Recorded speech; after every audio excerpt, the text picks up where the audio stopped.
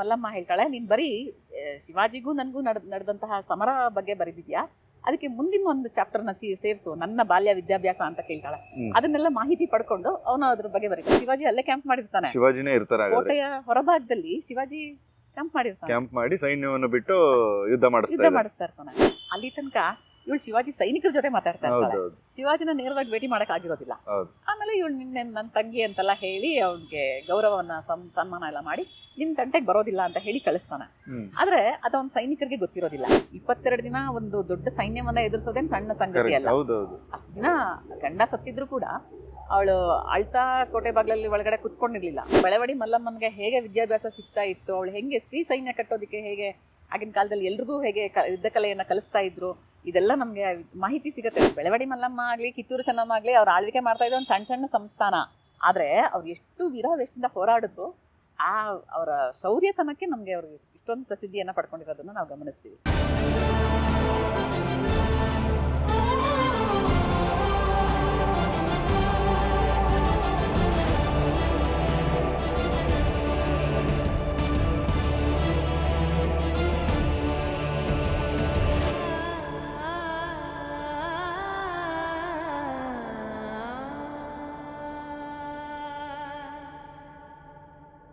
ವಿದ್ಯಾಭ್ಯಾಸ ಅಂತಂದಾಗ ಬರೀ ಅಕ್ಷರಾಭ್ಯಾಸ ಅಷ್ಟೇ ಅಲ್ಲ, ನಮ್ಮಲ್ಲಿ ಬೇರೆ ಬೇರೆ ಕಲೆಗಳು ಎಲ್ಲ ಇದೆ. ನಾವು ಮುಂದೆ ಇದ್ರ ಬಗ್ಗೆ ವಿಸ್ತಾರವಾಗಿ ಮಾತಾಡಬಹುದು. ಲಲಿತ ಕಲೆ, ಕೌಶಲ್ಯಗಳ ಬಗ್ಗೆ. ಇವಾಗ್ಲೂ ಮಹಿಳೆಯರು ಅಂದ್ರೆ ನಮಗೆ ಹೆಚ್ಚಾಗಿ ವಿದ್ಯಾಭ್ಯಾಸಕ್ಕಿಂತ ಹೆಚ್ಚಾಗಿ ಈ ತರ ಕೌಶಲ್ಯಗಳಲ್ಲೇ ಹೆಚ್ಚಾಗಿ ಕಾಣಿಸ್ಕೊಳ್ತಾರೆ. ಮನೆಯಲ್ಲಿ ಏನೇನು ಮಾಡೋದ್ರಿಂದ, ಆರ್ಟ್ ವರ್ಕ್ ಇರ್ಬೋದು, ಬಟ್ಟೆಗಳನ್ನು ಉಪಯೋಗಿಸ್ಕೊಂಡು ಮಾಡೋದ್ರಿಂದ ಇರ್ಬೋದು, ಇನ್ನೊಂದಿಷ್ಟು ಹೊರಗಡೆ ಇವತ್ತಿನ ಸಮಾಜಕ್ಕೆ ಬಂದ್ರೆ ಇನ್ನೂ ಬೇರೆ ಬೇರೆ ರೀತಿ. ಬಟ್ ಆ ತರದ ಎಕ್ಸಾಂಪಲ್ಗಳು ತುಂಬಾ ಇದಾವೆ ಅನ್ಸುತ್ತಲ್ಲ. ಕತ್ತಿ ವರಸೆ ಮಾಡಕ್ಕೂ ಕಲಿತಿದ್ದಂತ ಯುದ್ಧ ಕಲೆನಲ್ಲೂ ಕೂಡ ಮಹಿಳೆಯರು ಪರಿಣಿತಿ ಹೊಂದಿದ್ರು. ನಾನು ಅದ್ರ ಆ ವಿಚಾರಕ್ಕೆ ಬಂದಾಗ ನನಗೆ ಯುದ್ಧ ಕಲೆ ಬಗ್ಗೆ ಹೇಳ್ತೀನಿ. ಬೆಳವಡಿ ಮಲ್ಲಮ್ಮನಿಗೆ ಹೇಗೆ ವಿದ್ಯಾಭ್ಯಾಸ ಆಗ್ತಿತ್ತು ಅನ್ನೋದನ್ನ ಶ್ರೀನಿವಾಸ ಚೇಶವ ಮುತಾಲಿಕ್ ಅಂತ ಒಬ್ಬ ಬೆಳವಡಿ ಮಲ್ಲಮ್ಮ ಸಮರೋತ್ಸವ ಅಂತ ಒಂದು ಕೃತಿ ಬರೆದಿದ್ದಾನೆ. ಆ ಕೃತಿನಲ್ಲಿ ಬೆಳವಡಿ ಮಲ್ಲಮ್ಮನಿಗೆ ಹೇಗೆ ವಿದ್ಯಾಭ್ಯಾಸ ಸಿಗ್ತಾ ಇತ್ತು, ಅವಳು ಹೆಂಗೆ ಸ್ತ್ರೀ ಸೈನ್ಯ ಕಟ್ಟೋದಕ್ಕೆ ಹೇಗೆ ಆಗಿನ ಕಾಲದಲ್ಲಿ ಎಲ್ರಿಗೂ ಹೇಗೆ ಯುದ್ಧ ಕಲೆಯನ್ನ ಕಲಿಸ್ತಾ ಇದ್ರು, ಇದೆಲ್ಲ ನಮ್ಗೆ ಮಾಹಿತಿ ಸಿಗುತ್ತೆ. ಆಧಾರನೇ ಇದೆ ನಮ್ಗೆ. ಬೆಳವಡಿ ಮಲ್ಲಮ್ಮ ಬದುಕಿರುವಾಗ್ಲೇ ಅವಳ ಬಗ್ಗೆ ಇವ್ನು ಕಾವ್ಯ ಬರೀತಾನೆ. ಶ್ರೀನಿವಾಸ ಶೇಷವ ಮುತಾಲಿಕ್ ಅನ್ನೋನು ಅರೆ ಭಾಷೆನಲ್ಲಿ ಬರದೆ ಅಂತ ಅಂದ್ರೆ ಇವತ್ತಿನ ಮರಾಠಿ ಭಾಷೆನಲ್ಲಿ ಬರೆದಿರ್ತಾರೆ. ಅದನ್ನ ಚಿಟ್ನೀಸ್ ಅನ್ನುವಂತಹ ನಮ್ಮ ವಿದ್ವಾಂಸರೊಬ್ರು ಕನ್ನಡಕ್ಕೆ ಅನುವಾದ ಮಾಡ್ಕೊಟ್ಟಿದ್ದಾರೆ. ಬೆಳವಡಿ ಮಲ್ಲಮ್ಮ ಸಮರೋತ್ಸವ ಅಂತ. ಅವನು ಅದನ್ನ ಕಾಂಪಿಟೇಷನ್ ಕಳಿಸ್ತಾನೆ. ಮಹಾರಾಷ್ಟ್ರದಲ್ಲಿ ತಾರಾಬಾಯಿ, ಶಿವಾಜಿಯ ಸೊಸೆ, ಒಂದು ಕಾಂಪಿಟೇಷನ್ ಇಡ್ತಾಳೆ ಕಾವ್ಯಕ್ಕೆ ಅಂತ. ಇವನು ಬೆಳವಡಿ ಮಲ್ಲಮ್ಮನ ಬಗ್ಗೆ ಬರೆದ್ಬಿಟ್ಟು ಅವ್ನು ಪ್ರೈಸ್ ತಗೊಳ್ತಾನೆ ಅದಕ್ಕೆ. ಅದರಲ್ಲಿ ಮಲ್ಲಮ್ಮನಿಗೆ, ಹೌದು, ಮಹಾರಾಷ್ಟ್ರದಲ್ಲಿ ಇವತ್ತಿನ ಕೊಲ್ಲಾಪುರದ ಹತ್ರ ಅವಳು ಆಳ್ವಿಕೆ ಮಾಡ್ತಾ ಇರ್ತಾಳೆ, ಅಲ್ಲಿ ಪ್ರೈಸ್ ತಗೊಳ್ತಾನೆ.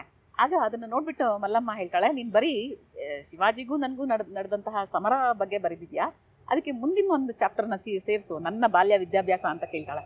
ಅದನ್ನೆಲ್ಲ ಮಾಹಿತಿ ಪಡ್ಕೊಂಡು ಅವನು ಅದ್ರ ಬಗ್ಗೆ ಬರೀತಾನೆ. ಅವಳ ಜೀವನ ಹೇಗೆ, ಅವಳ ವಿದ್ಯಾಭ್ಯಾಸ, ಅವಳ ಮದುವೆ ಹೇಗಾಯ್ತು, ಅವಳ ಮದುವೆನಲ್ಲಿ ಹೇಗೆ ಸ್ವಯಂವರ ನಡೀತು, ಅವಳು ಹೆಂಗೆ ಹುಲಿ ಬೇಟೆನಲ್ಲಿ ಪರಿಣಿತಳಾಗಿದ್ಲು, ಅದಕ್ಕೆ ಕಂಡೀಷನ್ ಹಾಕ್ತಾರಂತೆ. ಅವಳ ಅಣ್ಣ ಅವನು ಬೆಳವಾಡಿ ಮಲ್ಲಮ್ಮ ಹುಲಿ ಬೇಟೆಯಲ್ಲೂ ಪರಿಣಿತಳಾಗಿದ್ಲು. ಆ ಕಾವ್ಯದಲ್ಲಿ ಬರುತ್ತೆ ನಮ್ಗೆ, ಅವನು ಬರ್ದಿರೋಂಥದ್ದು. ಅಲ್ಲಿ ಅವನು ಪ್ರಶಸ್ತಿ ಗೆದ್ದಂತ ಕಾವ್ಯ ಬೆಳವಾಡಿ ಮಲ್ಲಮ್ಮನ ಬಗ್ಗೆ ಮರಾಠ ಸಂಸ್ಥಾನದಲ್ಲಿ ಬರೆದು ಪ್ರಶಸ್ತಿ ಗಳಿಸಿರುವಂತಹ ಕಾವ್ಯದಲ್ಲಿ ನಮಗೆ ಇಷ್ಟು ವಿಷಯ ಸಿಗುತ್ತೆ. ಮಲ್ಲಮ್ಮನ ವಿಚಾರ, ವಿದ್ಯಾಭ್ಯಾಸ ಎಲ್ಲ ಸಿಗುತ್ತೆ ನಮ್ಗೆ. ಅವಳ ಕಾಲದಲ್ಲೇ ಬರ್ದಿರುವಂತ ಕೃತಿ. ಇವ್ರು ಎಲ್ಲಿ ಯಾವ್ಯಾವ ಪ್ರಾಂತ್ಯಗಳನ್ನ ಆಳ್ತಿದ್ರು ಮೇಡಮ್? ಬೆಳವಾಡಿ ಮಲ್ಲಮ್ಮ ಬೆಳವಾಡಿ ಒಂದು ಸಣ್ಣ ಸಂಸ್ಥಾನ ಅಷ್ಟೇ. ಬೆಳವಾಡಿ ಮಲ್ಲಮ್ಮ ಆಗ್ಲಿ ಕಿತ್ತೂರು ಚೆನ್ನಮ್ಮ ಆಗ್ಲಿ ಅವ್ರು ಆಳ್ವಿಕೆ ಮಾಡ್ತಾ ಇದ್ದ ಒಂದು ಸಣ್ಣ ಸಂಸ್ಥಾನ. ಆದ್ರೆ ಅವ್ರು ಎಷ್ಟು ವೀರಾವೇಶದಿಂದ ಹೋರಾಡಿದ್ರು, ಆ ಅವರ ಶೌರ್ಯತನಕ್ಕೆ ನಮ್ಗೆ ಅವ್ರು ಇಷ್ಟೊಂದು ಪ್ರಸಿದ್ಧಿಯನ್ನ ಪಡ್ಕೊಂಡಿರೋದನ್ನ ನಾವು ಗಮನಿಸ್ತೀವಿ. ಅವ್ರ ಸಾಹಸ ಅದು. ಬೆಳವಾಡಿ ಮಲ್ಲಮ್ಮ ಅವ್ರ ವಿರುದ್ಧವಾಗಿ ಬರುವಂತವ್ರು ಬೆಳವಡಿ ಮಲ್ಲಮ್ಮನ ವಿರುದ್ಧ ಶಿವಾಜಿ ಏನ್ ಕಾರಣಕ್ಕೆ ಹೆಂಗ್ ಬರ್ತಾರೆ ಮೇಡಮ್? ಅದೇನ್ ನಡೆಯುತ್ತೆ? ಶಿವಾಜಿಗೆ ಕಪ್ಪು ಕಾಣಿಕೆ ಕೊಡ್ಬೇಕಾಗಿರುತ್ತೆ. ಸೇಮ್ ಅಷ್ಟೇ. ಅವನು ಆ ಕಪ್ಪು ಕಾಣಿಕೆ ಕೊಡೋದಕ್ಕೆ ಅವ್ನು ಕೇಳಿದಷ್ಟು ಕೊಡೋದಕ್ಕೆ ಆಗೋದಿಲ್ಲ. ಹಾಗೇನ್ ಮಾಡ್ತಾನೆ, ಹಸುಗಳನ್ನ ಹೇಳ್ಕೊಂಡು ಹೋಗ್ಬಿಡ್ತಾನೆ. ಬೆಳವಡಿ ಮಲ್ಲಮ್ಮನ ಗಂಡ ಹೋಗಿ ಬಿಡಿಸ್ಕೊಂಡು ಬರೋದಕ್ಕೆ ಹೋಗ್ತಾನೆ. ಅವ್ನಿಗೆ ತುಂಬಾ ಅವಮಾನ ಮಾಡ್ತಾರೆ. ಅವನು ಕೊಡೋದಿಲ್ಲ ಹಸುಗಳನ್ನ. ಅದು ಸಂಸ್ಥಾನದ ಹಸುಗಳು, ಆ ಊರಿನ ಎಲ್ಲರದ ಪ್ರತಿನಿಧಿಯಾಗಿ ಅವನು ಹೋಗಿರ್ತಾನೆ. ಯುದ್ಧ ಮಾಡ್ಲೇಬೇಕಾಗತ್ತೆ. ಯುದ್ಧ ಮಾಡ್ತಾನೆ, ಅವನು ತೀರ್ಕೊಂಡು ಗಂಡ ಸತ್ತ. ಸೊ ಹಾಗಾದ್ರೆ ಇದೊಂಥರ ತುರ್ಗೋಳ್ ಇನ್ಸಿಡೆಂಟ್ ನಡೆದು ಗಂಡ ಬಿಡಿಸ್ಕೊಳಕ್ ಹೋಗಿ ತೀರೋದ್ಮೇಲೆ ಅದ್ರ ರಿವೆಂಜ್ಗೆ ಇವಳು ಹೋಗ್ಲೇಬೇಕಾಗತ್ತೆ. ನೆಕ್ಸ್ಟ್ ಇವಳು ಅಧಿಕಾರ ತಗೊಳ್ತಾಳಲ್ಲ, ಗಂಡನ ಕಳೆ ಬರ ಇರತ್ತೆ. ಇಲ್ಲಾಂದ್ರೆ ಅವ್ರು ಬರ್ತಾರೆ ಒಳಗಡೆ. ಅವ್ರು ಬರೋದಕ್ಕಿಂತ ಪಶು ಪಶು ಸಂಪತ್ತು ಸಂಪತ್ತು ಕರೆಕ್ಟ್ ನಾಡಿನ ಸಂಪತ್ತನ್ನ ಉಳಿಸ್ಕೊಳ್ಬೇಕಲ್ಲ ಹೋರಾಟ ಮಾಡ್ತಾಳೆ. ತುರುಗೋಳೆ ಅದು. ತುರುಗೋಳು ಯುದ್ಧನೇ ಹಾಗಾದ್ರೆ ಹೋಗಿದ್ದು. ಅವಳು ಯುದ್ಧ ಮಾಡ್ತಾಳೆ. ಯುದ್ಧದಲ್ಲಿ ಗೆಲ್ಲ ತುಂಬಾ ಕಷ್ಟ ಆಗತ್ತೆ. ಈ ಕತೆ ಪ್ರಕಾರ ಅಂದ್ರೆ ಶೇಷೋ ಶ್ರೀನಿವಾಸ್ ಮುತಾಲಿಕ್ ಬರ್ದಿರೋ ಪ್ರಕಾರ ಇವಳು ಹುಲಿ ಗುರುಗಳನ್ನ ಕೇಳ್ಕೊಳ್ತಾಳೆ. ಅಲ್ಲಿನ ಇವನ್ನ ಆಗ್ತಿಲ್ಲ ನನ್ಗೆ, ಇವನ್ನ ಸೋಲ್ಸೋದಕ್ಕೆ ಯುದ್ಧ ಮಾಡ್ತಾಳೆ. ಯಾರು ಬರೋದು ಆ ಕಡೆಯಿಂದ ಯುದ್ಧಕ್ಕೆ ಬರುವಂತ? ಶಿವಾಜಿಯ ಸೈನಿಕರೇ ಇರ್ತಾರೆ. ಶಿವಾಜಿ ಅಲ್ಲೇ ಕ್ಯಾಂಪ್ ಮಾಡಿರ್ತಾನೆ. ಶಿವಾಜಿನೇ ಇರ್ತಾರೆ ಕೋಟೆಯ ಹೊರಭಾಗದಲ್ಲಿ ಶಿವಾಜಿ ಕ್ಯಾಂಪ್ ಮಾಡಿರ್ತಾನೆ. ಕ್ಯಾಂಪ್ ಮಾಡಿ ಸೈನ್ಯವನ್ನು ಬಿಟ್ಟು ಯುದ್ಧ ಮಾಡಿಸ್ತಾ ಇರ್ತಾನೆ. ಅವನು ಪ್ರತಿ ಶುಕ್ರವಾರ ಒಂದು ದೇವಿ ದೇವಸ್ಥಾನಕ್ಕೆ ಹೋಗ್ತಾನೆ ಅನ್ನೋದು ಗೊತ್ತಿರತ್ತೆ. ಆ ಹುಲಿಯ ಗುರುಗಳು ಅವ್ರಿಗೆ ಹೇಳಿ ಅಡ್ವೈಸ್ ಮಾಡ್ತಾರೆ, ನೀನು ಆ ಟೈಮಲ್ಲಿ ಹೋಗು ಶಿವಾಜಿನ ಭೇಟಿ ಮಾಡೋದಕ್ಕೆ ಅಂತ. ಅವನು ತುಂಬಾ ಜನ ಸೈನ್ಯ ತಗೊಂಡು ಹೋಗಿರೋದಿಲ್ಲ. ಕಾಡಲ್ಲಿರತ್ತೆ ದೇವಿ ದೇವಸ್ಥಾನ. ಆ ದೇವಸ್ಥಾನದಲ್ಲಿ ದೇವಿನ ಭೇಟಿ ಮಾಡ್ಕೊಂಡು ಮರಳಿ ಬರ್ತಾ ಇರ್ಬೇಕಾರೆ ಇವಳು ತನ್ನ ಸ್ತ್ರೀ ಸೈನ್ಯದ ಜೊತೆ ಶಿವಾಜಿ ಸೈನ್ಯದ ಮೇಲೆ ಅಟ್ಯಾಕ್ ಮಾಡ್ತಾಳೆ. ಆಗ ಅವನು ಸಿದ್ಧಗೊಂಡಿರೋದಿಲ್ಲ, ಅವನಿಗೆ ಗೊತ್ತಿರೋದಿಲ್ಲ. ಆದ್ರೂ ಕಾಡಲ್ಲಿ ಹೋಗ್ಬೇಕಾದ್ರೆ ಅವನು ಆಯುಧನೆಲ್ಲ ತಗೊಂಡು ಹೋಗಿರ್ತಾನೆ. ಆದ್ರೆ ಹಠಾತ್ತನೆ ಇವರೆಲ್ಲ ಬಂದಾಗ ಅವನು ಇವಳಿಗೆ ಸೋಲೇಬೇಕಾಗತ್ತೆ. ಆಗ ನೇರವಾಗಿ ಮಾತಾಡೋದಕ್ಕೆ ಸಂಪರ್ಕ ಆಗತ್ತೆ. ಅಲ್ಲಿ ತನಕ ಇವಳು ಶಿವಾಜಿ ಸೈನಿಕರ ಜೊತೆ ಮಾತಾಡ್ತಾ ಇರ್ತಾಳೆ. ಶಿವಾಜಿನ ನೇರವಾಗಿ ಭೇಟಿ ಮಾಡಕ್ ಆಗಿರೋದಿಲ್ಲ. ಆಮೇಲೆ ಇವಳು ನಿನ್ನೆ ನನ್ನ ತಂಗಿ ಅಂತೆಲ್ಲ ಹೇಳಿ ಅವ್ನಿಗೆ ಗೌರವವನ್ನ ಸನ್ಮಾನ ಎಲ್ಲ ಮಾಡಿ ನಿನ್ ತಂಟೆಗೆ ಬರೋದಿಲ್ಲ ಅಂತ ಹೇಳಿ ಕಳಿಸ್ತಾನೆ. ಆದ್ರೆ ಅದೊಂದು ಸೈನಿಕರಿಗೆ ಗೊತ್ತಿರೋದಿಲ್ಲ. ಅವತ್ತು ಯುದ್ಧ ನಡೆಯುತ್ತೆ. ಆ ಯುದ್ಧದಲ್ಲಿ ತುಂಬಾ ಕ್ರೂರವಾಗಿ ಹಿಂಸೆ ಕೊಡೋದಕ್ಕೆ ಹೋಗ್ತಾರೆ. ಇಲ್ಲಿ ಯುದ್ಧ ನಡೀತಾ ಇದೆ. ಯುದ್ಧ ನಡೆಯುತ್ತಿರುತ್ತೆ. ಆ ಯುದ್ಧದಲ್ಲಿ ಇವಳು ಬೇಕಾಗಿ ಬರುತ್ತೆ. ಆದ್ರೆ ಶಿವಾಜಿ ಗೊತ್ತಾಗತ್ತೆ, ನನ್ ಹಿಂಗೆ ಭರವಸೆ ಕೊಟ್ಟ ಮೇಲೂ ಈ ತರ ಅನ್ಯಾಯ ಆಗಿದೆ ಅಂತ. ಯಾರು ಮಲ್ಲಮ್ಮನ್ಗೆ ತುಂಬಾ ಹಿಂಸೆ ಕೊಡ್ತಾಳೋ ಅವನನ್ನ ಕರೆದು ಅವ್ನ ಕಣ್ ಕೀಳ್ಸಿ ಅವ್ನ ಶಿಕ್ಷೆ ಕೊಡ್ತಾನೆ ಶಿವಾಜಿ. ಅದಾದ್ಮೇಲೆ ಒಂದು ಯಾರವಾಡದ ಒಂದು ಶಿಲ್ಪ ಇದೆ. ಆ ಶಿಲ್ಪದಲ್ಲಿ ಶಿವಾಜಿ ಇವಳ ಮಗನ್ನ ತೊಡೆ ಮೇಲೆ ಮಲಗಿಸ್ಕೊಂಡಿರೋದು. ಅಂದ್ರೆ ಇವಳ ಪೋಷಣೆ ನಾನು ಮಾಡ್ತೀನಿ ಅಂತ ಭರವಸೆ ಕೊಟ್ಟಿರುವಂತದ್ದು ಬೆಳವಡಿ ಮಲ್ಲಮ್ಮನ ಶಿಲ್ಪ ಅಂತ ಅದನ್ನ ಗುರುತಿಸ್ತಾರೆ. ಸೊ ಇದೊಂದು ಶಿಲ್ಪ ಕೂಡ ಸಿಕ್ಕಿದೆ ನಮ್ಗೆ. ಸೊ ಅಲ್ಲಿಂದ ಶಿವಾಜಿ ಮಲ್ಲಮ್ಮನ ಸಹೋದರಿ ತರ ನೋಡ್ಕೊಂಡ ಅನ್ನೋದು ನಮ್ಗೆ ಇತಿಹಾಸದಲ್ಲಿ ಗೊತ್ತಾಗುತ್ತೆ. ರಚನೆ ಆಗಿದೆ. ಆಮೇಲೆ ಬೆಳವಾಡಿ ಮಲ್ಲಮ್ಮಂದ ಮುಂದುವರೆದ ಕಥೆ ಏನಾಗುತ್ತೆ? ಅಷ್ಟೇ, ಅವಳು ರಾಜ್ಯಭಾರ ಮಾಡ್ತಾಳೆ. ಅವಳ ಮಗನಿಗೆ ಪಟ್ಟಾಭಿಷೇಕ. ಯಾರು ಮೇಡಮ್ ಮಗ ಅಂತ? ಮಗ ನಾಗಭೂಷಣ ಅಂತಾನೋ ಏನೋ ಅವನ ಹೆಸರಿದೆ. ಬಟ್ ಅಷ್ಟರೊಳಗೆ ಅವರೆಲ್ಲ ಏನ್ ದೊಡ್ಡ ರಾಜರೇನಾಗಲ್ಲ, ಅಷ್ಟೇ ಸಾಮಂತರಾಗೆ. ಬೆಳವಡಿ ಒಂದು ಸಣ್ಣ ಸಂಸ್ಥಾನ ಅಷ್ಟೇ. ಸೊ ಈಗಾದ್ರೆ ಅಲ್ಲಿ ಅವ್ರ ಕತೆ ಪ್ರಕಾರ ತಗೊಂಡ್ರು ಶಿವಾಜಿ ಅವತ್ತು ಬದುಕಬೇಕು ಅಂದ್ರೆ ತಂಗಿ ಮಾಡ್ಕೊಳ್ಳೇಬೇಕಾಗಿತ್ತು ಅನ್ನೋ ತರ ಆಗುತ್ತೆ ಅಲ್ವಾ? ಅಲ್ಲಿಂದ ಇಬ್ರು ಅಲ್ಲೊಂದು ಒಪ್ಪಂದಕ್ಕೆ ಬಂದು ಒಂದು ಒಳ್ಳೆ ಮನಸ್ಥಿತಿಯಲ್ಲಿ. ಕರೆಕ್ಟ್. ಇದ್ರ ಪ್ರಕಾರ 22 ದಿನ ಯುದ್ಧ ಮಾಡಿದ್ರು ಒಂದು ಒಪ್ಪಂದಕ್ಕೆ ಬರಕ್ ಆಗ್ದಲೇ ಇದ್ದಿದ್ದು. ಶಿವಾಜಿನ ಹೀಗೆ ಎದುರಿಸಿದ್ಲು. ಟ್ರ್ಯಾಪ್ ಮಾಡೋದ್ರಿಂದಲೇನೆ ಇಬ್ರು ಸರಿಯಾಗಿ ಸರಿಯಾಯ್ತು. ಇವಳು ಅಲ್ಲೂ ಕೂಡ ಹೋರಾಟ ಮಾಡ್ತಾಳೆ, ಹೋರಾಟದಿಂದನೇ ಗೆಲ್ತಾಳೆ. 22 ದಿನ ಒಂದು ದೊಡ್ಡ ಸೈನ್ಯವನ್ನ ಎದುರಿಸೋದೇನ್ ಸಣ್ಣ ಸಂಗತಿ ಅಲ್ಲ. ಅಷ್ಟು ದಿನ ಗಂಡ ಸತ್ತಿದ್ರು ಕೂಡ ಅವಳು ಅಳ್ತಾ ಕೋಟೆ ಬಾಗ್ಲಲ್ಲಿ ಒಳಗಡೆ ಕುತ್ಕೊಂಡಿರ್ಲಿಲ್ಲ. ಸೈನ್ಯ ತಗೊಂಡು ಯುದ್ಧದಲ್ಲಿ ಭಾಗವಹಿಸ್ತಾಳೆ. ಮತ್ತೆ ಸ್ತ್ರೀ ಸೈನ್ಯ ಇತ್ತು. ಇದೆಲ್ಲ ಉಲ್ಲೇಖ ನಮ್ಗೆ ಕಾವ್ಯಗಳಲ್ಲಿ ಸಿಗುತ್ತೆ. ಈ ಕಾವ್ಯದಲ್ಲಿ ಬೆಳವಡಿ ಮಲ್ಲಮ್ಮನ ವಿದ್ಯಾಭ್ಯಾಸ ಹೇಗಿತ್ತು, ಆ ಯುದ್ಧ ಕಲೆ ಹೇಗಿರ್ತಿತ್ತು ಅದೆಲ್ಲ ನಮ್ಗೆ ಅವರ ಬೆಳವಾಡಿ ಮಲ್ಲಮ್ಮನ ವಿದ್ಯಾಭ್ಯಾಸದ ಬಗ್ಗೆನೂ ಹೇಳಿದ್ದಾರೆ. ಸಿಗುತ್ತೆ, ಅದರ ಆಕೃತಿನಲ್ಲಿ ಸಿಗುತ್ತೆ. ಇದೆಲ್ಲ ಓದ್ತಾ ಇದ್ದು ಇನ್ನೆಲ್ಲ ಕಾವ್ಯಗಳನ್ನ ಅಧ್ಯಯನ ಮಾಡೋದು. ಅವ್ರ ಕಾವ್ಯ ಏನಾದ್ರು ರಚಿಸಿರೋದಿದೆಯಾ? ಅವಳು ಕಾವ್ಯ ರಚನೆ ಮಾಡಿ ರಚಿಸ್ತಿಲ್ಲ ನಮ್ಗೆ. ಒಬ್ರು ಯಾರು ಪಾಟೀಲ್ ಅಂತ ಅವರು ಹೇಳ್ತಾರೆ, ಇವರು ಬೆಳವಡಿ ಮಲ್ಲಮ್ಮ ಒಂದು ಕೃತಿನ ರಚನೆ ಮಾಡಿದಾಳೆ, ಅದು ಹಸ್ತಪ್ರತಿ ರೂಪದಲ್ಲೇ ಇದೆ, ನನಗೆ ಸಿಕ್ಕಿದೆ, ಅದು ನಾನು ಪ್ರಕಟ ಮಾಡ್ತೀನಿ ಅಂತ. ನನಗಂತೂ ಅದು ಸಿಕ್ಕಿಲ್ಲ. ಅವ್ರ ಮುಂದೆ ಏನಾದ್ರೂ ಅದನ್ನು ಪ್ರಕಟ ಮಾಡಿದ್ರೆ ಸಿಗ್ಬಹುದೇನೋ. ಅವ್ರು ಹೇಳಿರೋ ಪ್ರಕಾರ ಬೆಳವಡಿ ಮಲ್ಲಮ್ಮನೇ ರಚನೆ ಮಾಡಿದಾಳೆ, ಒಂದು ಕೃತಿ ಇದೆ ಹಾಗಂತ ಅವ್ರು ಬರ್ದು ಇದ್ದಾರೆ ಒಂದ್ ಕಡೆ. ಆದ್ರೆ ಅದು ನನಗಂತೂ ಸಿಕ್ಕಿಲ್ಲ. ನಮ್ಗೆ ತೀರಾ ಇತ್ತೀಚಿನ ವ್ಯವಹಾರ ಸಿಗ್ತಾವಾಗಾದ್ರೆ ಹಸ್ತಪ್ರತಿಗಳು ನೇರವಾಗಿ ಬರ್ದಿರೋದು ಸಿಗೋದಿಲ್ಲ. ನೇರವಾಗಿ ಬರ್ದ ಹಸ್ತಪ್ರತಿ ಅಂದ್ರೆ ನಮ್ ಕುಮಾರವ್ಯಾಸಂದು ಅಂತ ಹೇಳ್ತಾರೆ, ಗದಗ್ನಲ್ಲೇ ಅವರೇ ಬರ್ದಿರೋದು ಅಂತ. ಕುಮಾರವ್ಯಾಸನ ಕೈ ಬರಹನೇ ಅದು ಅಂತ ಹೇಳಿ ತುಂಬಾ ಜೀರ್ಣ ಆಗಿರುವಂತಹ ಒಂದು ಪ್ರತಿ. ಆದ್ರೆ ನಮ್ಗೆ ಸಾಧಾರಣವಾಗಿ ಕವಿಗಳು ಯಾರ್ದು ಅವರೇ ಬರ್ದಿರುವಂತದ್ದು ಪಂಪಲ್ಲಾಗ್ಲಿ ರಾನಂದಾಗ್ಲಿ ಸಿಗೋಕ್ ಚಾನ್ಸೇ ಇಲ್ಲ.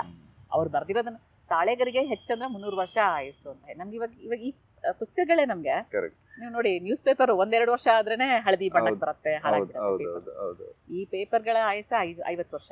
ಅದಕ್ಕಿಂತ ದೀರ್ಘವಾಗಿ ನಮ್ಗೆ ತಾಳೆಗರಿಗಳಿರ್ತಿತ್ತು. ಹೆಚ್ಚಂದ್ರೆ ಒಂದು 300 ವರ್ಷ.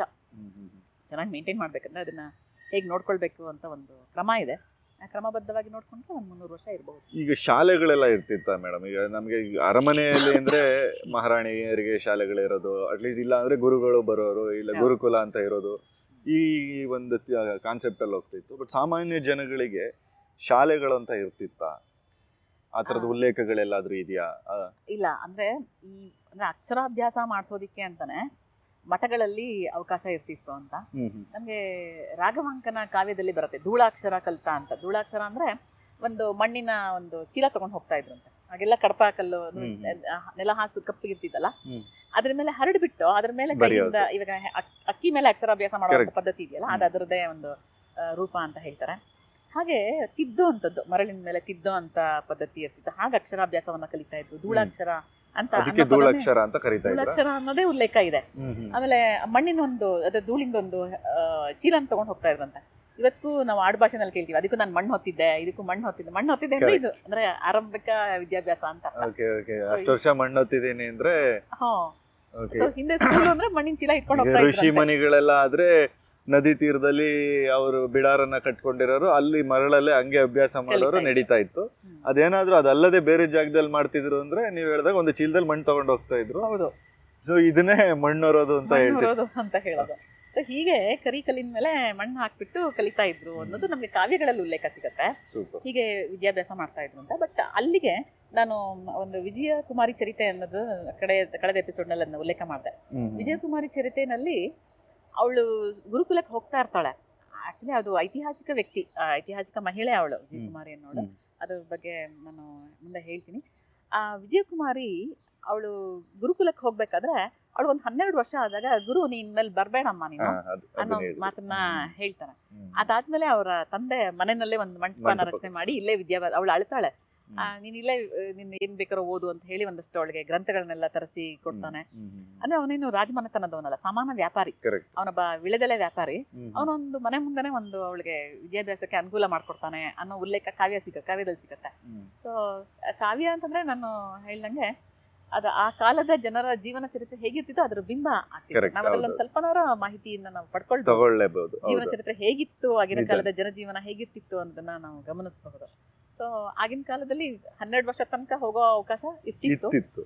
ಕೆಲವೊಂದು ಅಂದ್ರೆ ಆ ಕಾಲಕ್ಕೆ 13-14 ವರ್ಷಕ್ಕೆ ಅವರ ವೈವಾಹಿಕ ಜೀವನ ಶುರುವಾಗದಲ್ವಾ. ಹೌದು.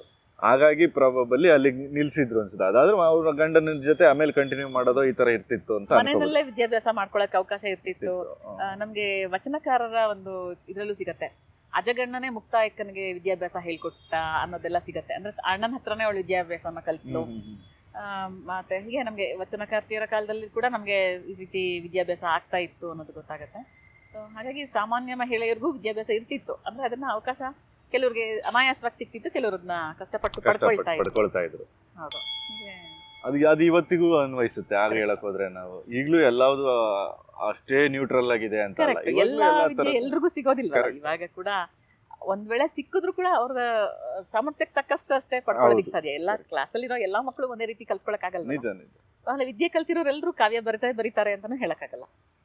ಅವತ್ತು ಮೋಸ್ಟ್ಲಿ ಈ ತರ ಸೇರ್ಸ್ಕೋಬೇಕು ಅಂದ್ರೂ ಒಂದಷ್ಟು ಏನೇನೋ ಇದ್ದೇ ಇರ್ತಿತ್ತು ಅನ್ಸುತ್ತೆ. ಎಲ್ಲರಿಗೂ ಬಂದವ್ರಿಗೆಲ್ಲ ವಿದ್ಯಾಭ್ಯಾಸ ಕಲಿಸುವಂತ ಅವಕಾಶ ಇರ್ಲಿಲ್ಲ ಅನ್ಸುತ್ತೆ. ಮಠಗಳಲ್ಲಿ ವಿದ್ಯೆ ಹೇಳ್ಕೊಡ್ತಾ ಇದ್ರು ಅನ್ನೋ ಉಲ್ಲೇಖ ಸಿಗುತ್ತೆ. ಮತ್ತೆ ಮನೆಯಲ್ಲೇ ಪ್ರಾಥಮಿಕ ಹಂತದ್ದು, ಆಮೇಲೆ ಬ್ರಹ್ಮಪುರಿ, ಅಗ್ರಹಾರ ಇಂತ ಅಗ್ರಹಾರಗಳನ್ನ ಈಗ ಅಗ್ರಹಾರಗಳು ಅಂತ ನಿರ್ಮಾಣ ಮಾಡ್ತಿದ್ದ ಕಾರಣನೇ ವಿದ್ಯಾಭ್ಯಾಸಕ್ಕೋಸ್ಕರ. ವಿದ್ಯಾಭ್ಯಾಸನೂ ಒಂದ್ ಕಾರಣ, ದೈವಿಕ ಅಂಡ್ ವಿದ್ಯಾಭ್ಯಾಸ. ಅಗ್ರಹಾರ ಅನ್ನೋದು ಒಂದು ಅಡ್ಮಿನಿಸ್ಟ್ರೇಷನ್ ಭಾಗ ಅಷ್ಟೇ. ಆಗಿನ ಕಾಲದ ಒಂದು ಆಡಳಿತ ವಿಭಾಗ ಅಗ್ರಹಾರ. ಅಲ್ಲಿ ವಿದ್ಯಾಭ್ಯಾಸ ಕೂಡ ಒಂದು 6 ರೀತಿಯಲ್ಲಿ ಅವ್ರು ಕೆಲಸ ಮಾಡ್ತಾ ಇದ್ರು ಹೀಗೆಲ್ಲ ಹೇಳ್ತಾರಲ್ಲ.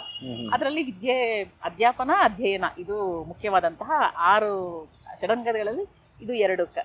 ಅದು ಒಟ್ಟು ಮೇಯ್ನ್ ಆಗಿ ನಮ್ಗೆ ಅಗ್ರಹಾರ ಅಂದ್ರೆ ವಿದ್ಯಾ ಕೇಂದ್ರ ಅನ್ನೋದೇ ವಿದ್ಯಾಭ್ಯಾಸ ನಡೀತಾ ಇದ್ದಂತ ಜಾಗಗಳು. ರಾಷ್ಟ್ರಕೂಟ ರಾಜ ಅವನು ಲಾಟ ದೊರೆಯ ಭಗವಾನ ಅನ್ನೋ ಅವಳ ಹೆಸರು, ಅವಳನ್ನ ಅಪಹರಣ ಮಾಡ್ಕೊಂಡು ಬಂದು ಚಾಲುಕ್ಯ ರಾಜ್ಕುಮಾರಿನ ಮದುವೆ ಮಾಡ್ಕೊಂಡ ಅನ್ನೋಂತಹ ಉಲ್ಲೇಖವನ್ನ ನಾವು ನೋಡ್ತೀವಿ. ಪೆಣ್ ಬುಯಲ್, ಪೆಣ್ ಅಂದ್ರೆ ಹೆಣ್ಣು, ಹೆಣ್ಣಿನ ಆಕ್ರಂದನ ಅಂತದ್ರಲ್ಲಿ ಹೆಣ್ಮಕ್ಳ ಆಕ್ರಂದನ ಕೇಳಿದಾಗ ಶೂರನಾದವನು ರಕ್ಷಣೆ ಮಾಡ್ಲೇಬೇಕು ಅನ್ನೋದು ನಮ್ಮಲ್ಲಿ ಒಂದು ಸತಿಯಾದವಳ ಮೌಲ್ಯ. ಅದು ಏನು, ಗಂಡ ಇರುವಾಗ್ಲೇ ಪ್ರಾಣ ಬಿಡ್ಬೇಕು, ಪ್ರಾಣ ಬಿಟ್ಟರೆ ಅವಳು ಮುತ್ತೈದೆ ಪ್ರಾಣ ಅನ್ನೋ. ಕೊಡಗಿನ ಮೇಲೆ ಯುದ್ಧಕ್ಕೆ ಬಂದಾಗ ಟಿಪ್ಪು ಕೊಡಗಿನ ಹಾಲೇರಿ ರಾಜರ 3 ಹೆಣ್ಮಕ್ಳನ್ನ ಹೇಳ್ಕೊಂಡ್ ಬಂದ ಅನ್ನೋ ದಾಖಲೆ ಕೂಡ ನಮ್ಗೆ ಸಿಗುತ್ತೆ.